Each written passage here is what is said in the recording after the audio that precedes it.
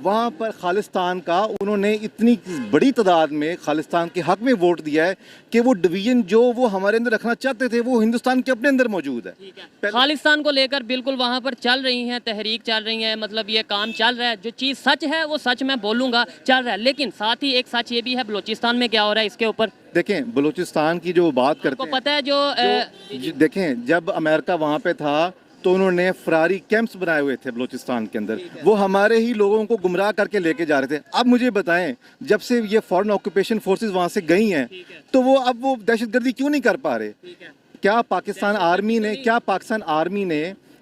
Army ने अपनी writ बहाल नहीं की बलूचिस्तान में, केपीके के अंदर, फाटा के अंदर? ये जो लोग बैठे हुए थे सोच के कि 2015 तक हम पाकिस्तान को 4 हिस्सों में बखेर देंगे, वो किधर गए उनके ख्वाब तो कोई भी देख ले। लेकिन प्रैक्टिकल बात करें, हिंदुस्तान की अपनी जो 3500 किलोमीटर की जो सरहद है चाइना के साथ, वो एक्टिवेट है, पाकिस्तान के साथ एक्टिवेट करना अगर ये चाहते हैं तो मुझे ये बताएं कि 2 फ्रंट पे ये वार कैसे लड़ सकते हैं? हिंदुस्तान के अपने मसाइल हैं, वो अपनी आवाम को ये बताना चाहते हैं कि वो अब तवज्जो हटाकर हमारी तरफ लाना चाहते हैं। आप ये कहना चाह रहे हैं कि इस टाइम अगर पहले नंबर पे तो वार होनी नहीं चाहिए, अगर होती है तो हिंदुस्तान के इतने मसाइल हैं कि वो कर नहीं सकेगा। लेकिन मैं आपको बताता हूँ, इकानमी दुनिया की 5वीं बड़ी हो गई, इसके अलावा वो वेपन्स अपने खुद बना रहे हैं, इसके अलावा उनकी जो इस्टेब्लिशमेंट है और जो उनकी गवर्नमेंट है बड़ी अच्छी अंडरस्टैंडिंग है, क्योंकि कभी मार्शल लॉ नहीं लगा। हमारे यहाँ पे ना तो इकानमी बेहतर है, ना हम अपने वेपन्स खुद बना रहे हैं, और इसके अलावा IMF के मकरूज हैं और स्टेबिलिटी नहीं है पोलिटिकली। कैसे हम मुकाबला करेंगे? ये मेरा टॉपिक और था, लेकिन बात आपने ये स्टार्ट की तो एक क्वेश्चन मैं कर रहा हूँ। देखिए इसमें बात यह है कि कैसे मुकाबला करेंगे ये बताएं। जो आप बात कर रहे हैं ना कि हम अपने वेपन्स हम खुद नहीं बना रहे, ये बात मैं आपकी तस्लीम नहीं करता। अच्छा। हमारे GF थंडर जो है वो नाम सिर्फ खुद बना रहे हैं, बल्कि हम एक्सपोर्ट भी कर रहे हैं। आप इसका मुवाजना कैसे करेंगे कि उनके जो चाइना के साथ कोलैबोरेट होके वो बनते नहीं, देखिए कोलैबोरेशन और चीज़ है, लेकिन अब हम खुद मैन्युफैक्चरिंग कर रहे हैं। दूसरी बात ये, उनके जो तेजाज हैं उन्होंने उसकी एक्सपोर्ट की मलेशिया से, वो उनकी एक्सपोर्ट नहीं हो सकी।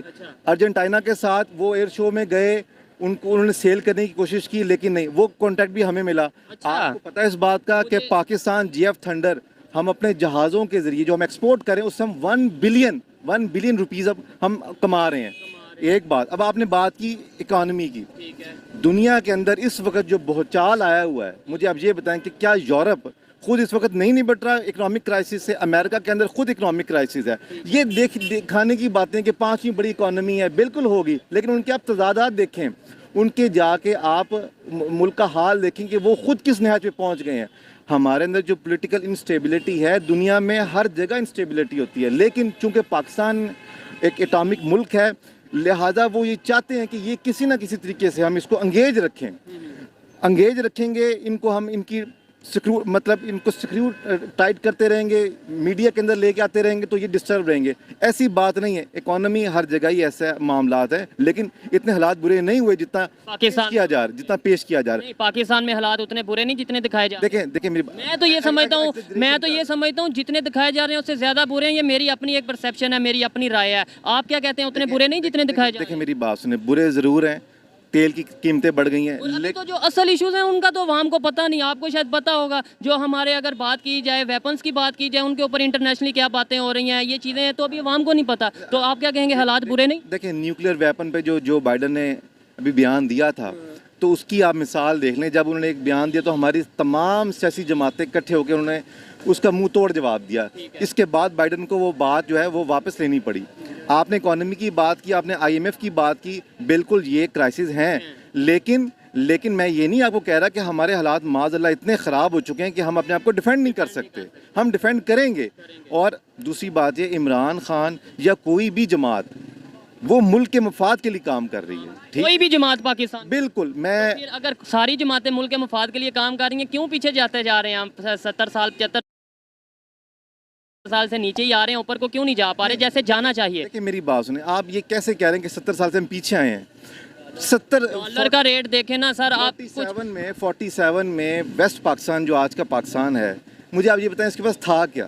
ठीक है, था क्या, आप उसको लेके आए ना, आप उसको चीज़ों हूँ। अब आपने बोला था क्या, पाकिस्तान में यहाँ पे टेक्सटाइल का बहुत अरूज था। पाकिस्तान जो मशहूर था वो एग्रीकल्चर की वजह से मशहूर था। आप इस पाकिस्तान की बात करें, बांग्लादेश के पास क्या था, आज वो कहाँ से कहाँ चले गए, हम वहाँ के वहाँ ही रहे। आप कह रहे हैं किया क्या। इंडिया के पास क्या था, वो कहाँ से कहाँ चले गए, हम वहाँ के वहाँ ही रहे। देखें ये एक कंस्ट्रक्टिव मतलब ये है कि तमीराती हम क्रिटिसाइज कर रहे हैं, ये नहीं है। मैं खुद चाहता हूँ पाकिस्तान आगे जाए, और मुझे ये यकीन है आप भी ये चाहते हैं पाकिस्तान आगे जाए, लेकिन हम बात करेंगे तो ही, और हकीकत का सामना करेंगे तो ही ऐसा होगा। ये आपकी बात सही है, एग्री करते हैं कि नहीं। ये आप सही कह रहे हैं। 47 से लेके 2022 तक पाकिस्तान ने डायरेक्ट 3 जंगें लड़ी।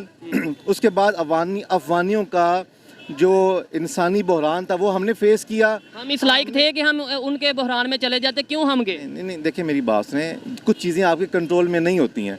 आपने इतनी बड़ी बड़ी जंगें फेस की हैं, पनाह गुज़ीनों को जगह दी है। आपने दुनिया के अंदर कौन सा ऐसा मसला है जो खुद आपने अपने क्यों लिया, जब हम खुद स्टेबल नहीं क्यों लेते हैं। बात फिर वही आ जाती है कि जंगें आपने नहीं कराई हैं। रशिया को आपने दावत नहीं दी थी, अमेरिका को आपने दावत नहीं दी थी। ये एक चीज़ें थी जो हो रही थी पहले से, और वो हुई हैं, और आप पर एक तबाही आई है। ठीक है, जब आई गई है, जब तबाही आई है, लाई गई है, आप उन सब चीज़ों से निकल कर फिर खड़े हो गए। 92 तक इंडिया आपसे जीडीपी में पीछे था। मैं एग्री करता हूँ इस बार। पर कैपिटा इनकम इंडिया की पाकिस्तान के मुकाबले में कम थी, करेंसी डाउन थी, सब कुछ था। लेकिन कुछ हमारी अपनी कोताहियाँ हैं। लेकिन इसका मतलब ये नहीं है कि माज़अल्लाह के पाकिस्तान जो है वो बिल्कुल एक बैंक रप्सी की तरफ जा रहा है, या बिल्कुल मामला इसके ख़राब हो गए। मैं इस बात से इख्तलाफ नहीं करता। लेकिन IMF की जो है अगर बात करें, या ग्रे लिस्ट की बात करें, वो हम मुश्किल से निकले हैं। और जो आपने बोला बैंक रप्सी की तरफ जा रहा है, वो हमारे जो से हैं प्राइम मिनिस्टर कह चुके हैं, हमारे जो से एक्स प्राइम मिनिस्टर है वो कह चुके हैं। लेकिन बहुत अच्छा लगा इनसे बात करके, काफ़ी नॉलेज मुझे ऐसा लगा कि इनके पास नॉलेज है। कोशिश करूँगा, इनसे रिक्वेस्ट करूँगा कि अगर टाइम ये फिर, क्योंकि अभी मेरा टॉपिक कुछ और था, हम कहीं और को निकल के, कोशिश करूंगा, रिक्वेस्ट करूंगा कि अगर ये नेक्स्ट टाइम आना चाहेंगे तो इनके साथ सेशन होगा, प्रॉपर बातचीत होगी हिस्ट्री को लेकर। और ये मेन चीज़ मेरा जो विजन है, जो जिस काम पे चीज़ पे मैं काम कर रहा हूँ, वो ये है कि रिलेशन बेहतर करना। मैं कोशिश करूंगा कि मैं आपके साथ इस हवाले से बात करूँ। इंशाल्लाह ज़रूर मौका देंगे हमें। जी, मुझे भी बहुत अच्छा लगा, और जब आप दावत देंगे तो ज़रूर आपके साथ इंटरेक्शन करेंगे। लास्ट में मैं खुद एक वकील बन रहा हूँ, मैं 3rd ईयर का स्टूडेंट हूँ। मुझे ये बताएं, पाकिस्तान में इस तरह के टॉपिक्स पर बात होनी चाहिए या नहीं होनी चाहिए।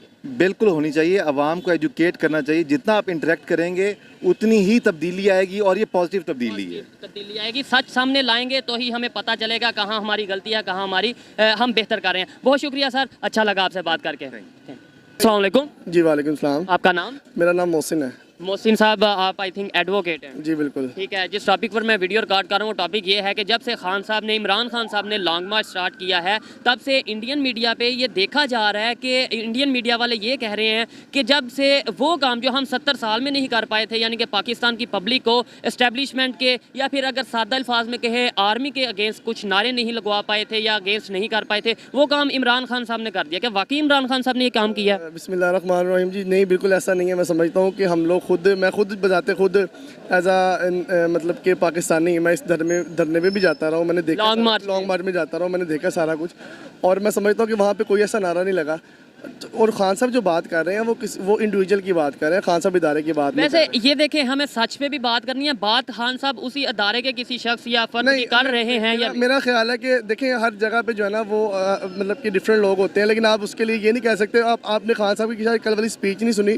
कल खान साहब ने कहा था कि मेरी फौज है और मेरा मुल्क है। बिल्कुल, मैंने सुनी है। फौज भी मेरी है, मुल्क भी मेरा है। और जो आप इंडियन मीडिया की बात कर रहे हैं, तो उनको तो राई का पहाड़ बनाना जो है ना वो वैसे ही आता है, और उनको और कोई काम नहीं है। तो वो मौका कौन देता है? मौका हम देते हैं या उन्हें मौका मिलता है तो वो बोलते हैं? मैं आपको वही बता रहा हूँ ना कि मौका कैसे उनको हम देते हैं। बात ये, इनको काम ही कोई नहीं है, उनके पास इशू ही कोई नहीं है। आप ये देखें कि इमरान खान इतना बड़ा लीडर है कि इंडिया को, बाकी ममालिक को जो है वो पाकिस्तान के खिलाफ प्रोपोगंडा करने के लिए उसका नाम इस्तेमाल करना पड़ता है। वो इतना बड़ा लीडर है, वो आलमी इस्लाम का इतना बड़ा लीडर है कि वो लोगों को खिलाफ कर रहे हैं उसके ये बातें करके। लेकिन बात सिर्फ सिंपल सी बात जो है वो मैं आपको बताता हूँ, ये है कि जो हमारा नौजवान है, जो आज का नौजवान है, वो जानता है, वो जान चुका है कि जो है वो इमरान खान बहुत वो लीडर है जो इस मुल्क को, कौम को इस जंजाल से, इस मुश्किलात से निकाल सकता है। उसने करके ये बोला इंडियन मीडिया का काम है राय का पहाड़ बनाना, मतलब छोटी सी बात को बड़ा करना। पाकिस्तान मीडिया में भी ये बात चलाई जा रही है, पीडम यानी कि PDM जो है, जिसमें नून लीग आ जाती है, पीपल पार्टी, या दूसरी 15 पार्टीज आ जाती हैं,